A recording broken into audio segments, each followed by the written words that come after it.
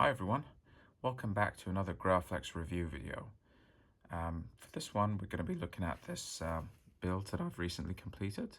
This is the Dagobah Graflex, and what I mean by that is that this is accurate for the lightsaber used by Luke Skywalker in the Dagobah scenes in Empire Strikes Back.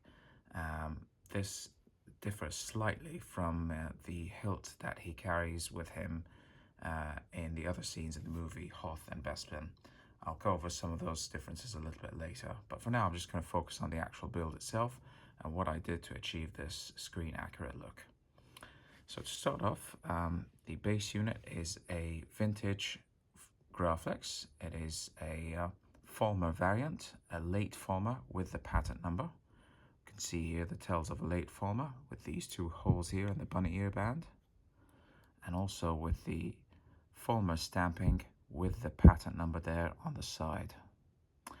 We know for a fact that the Dagobah saber, at least the lower section of the Dagobah saber, was a Fulmer with patent, because the same lower section that was on the Dagobah was then reused to create the Ranch saber, which is the only Graflex that exists today in the Skywalker Ranch. So yeah, that's really interesting. There are some tells on it that make it clear that they're one and the same. So I was very fortunate to find a patent Fulmer at a very good price that looks as clean as this.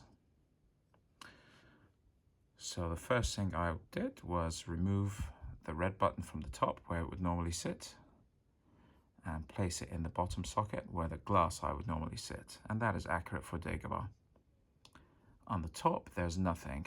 The red button is missing from the Dagobah, unlike the standard ESB where there's two red buttons. You can see the nice smooth pins in there in that socket, and also the smooth pins on the side there. The red button is also a Fulmer variant with the standard thicker knurling. And these are all accurate features of the Dagobah hilt. Moving down to the clamp section, this is pretty much identical to the ESB that we all know. It's got the Graflex stamping covered by a thin strip of chrome tape, which I bought this from Sky Wampa, but you can find the same sort of tape from Wanawanga as well. The clamp card that I used is from Sloth Furnace. There are lots of these clamp cards on the market from other vendors. My personal preference is Sloth Furnace's Vintage Finish. It is very highly accurate to the Otis card, which we strongly believe to be the one that was used to build these lightsabers. Has a very nice, beautiful greenish vintage color. I did a little bit of light weathering, which I'm not sure the camera's picking up, just to make the brass, these strips there, look a little bit more dirty and aged, just so it looks like it's a little bit used. The lighting in here is very poor, I apologize about that, but you might be able to see a little bit of aging that I did with some chemicals. And here, of course, we have the small rounded lever pin, which is a telltale of Fulmer clamps, with the slightly shinier, more curved lever. So that's a Fulmer upper, Fulmer clamp, and Fulmer with patent lower. For the lower section, and this is one of the major differences between the Dagobah and the other ESB, is the presence of these little screws on the top section there. These I acquired from Wanawanga. I cut them down to flush and then I glued them on top. These are also present in the Ranch saber. And I lightly weathered these Wanawanga grips. Also created these cutout notches just to make it look as if these cuts were made by hand. And finally, I secured 6 screw heads, which came from a vintage or 3 vintage Exactra calculators. So these 6 screws are vintages as well. These aren't. These are just from Wanawanga until I find a vintage replacement. But these are vintage, the Phillips head. So these came from 3 separate Exactra calculators. They were harvested, cut down till they were flush with the grip, and then they were painted and glued. And then just a little bit more weathering here and there on the grips, again just to give them a nice, more aged look. You'll notice here one of the most interesting features of the Dagobah is this bent grip. You can see it's got a slight curve there. This is something that is unique to the Dagobah hilt and the ranch, of course, and this was probably one of the easiest way to confirm that the Dagobah lower is the same lower that was used on the ranch, is this curved grip. This is not present in Hoth, Bespin, anything else. It's the only one that's curved, the one that's pointing towards a clamp. Finally, we move on to the end cap. As I said before, this is a Fulmer with patent number. This clip is actually also a vintage.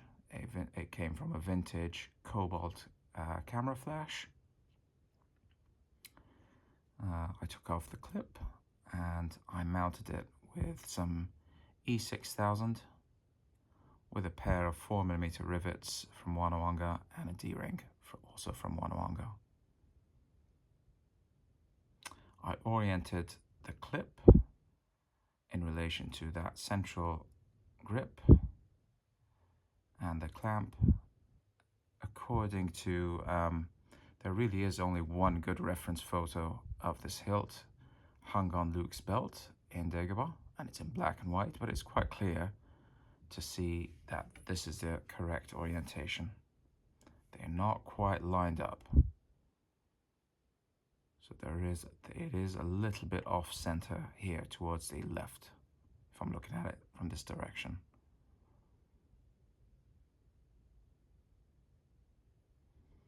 And that's really about it. It's a very, very simple, straightforward build. I think the most time I spent on this was trying to get the correct curvature of the grip. Everything else was straightforward, just cut a few screws, paint them, glue them, bit of weathering here and there. Really took no time at all.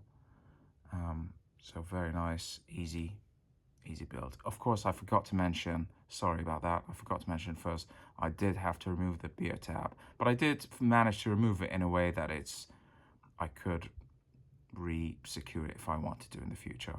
But yes, you do have to remove the beer tab as with all the other ESBs.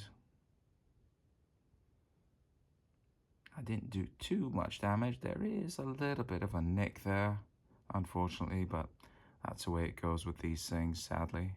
Doesn't matter too much. It's not too bad. But overall, still beautiful quality.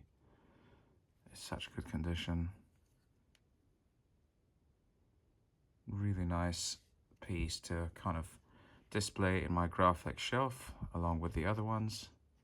So I now have the full set, A New Hope, the standard ESB in Bespin, the ESB Dagobah, the Force Awakens / The Last Jedi, the Rise of Skywalker, and of course the Aniflex. And I think I'm happy with that for now. I think that's as many Graflex as I could fit in one shelf anyway. These are the main hilts anyway. They are the belt hangers throughout the entire saga. Anything else that's a Graflex is either a stunt hilt or something that was used in behind the scenes or in things like that, unused, and it doesn't have any screen appearance at all, so I'm not too bothered about them at the minute. So I might, in the future, who knows, I might do a ranch, I might do the Elstree, I might do one of those more obscure hills, but for now I'm very happy with what I've got, and I think I'll just leave it at that.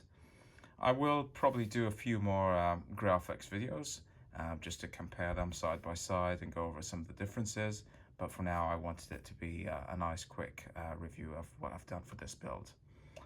I hope you've enjoyed the video. Thanks again for everything. Thanks for all the support. And as always, feel free to reach out with questions and comments.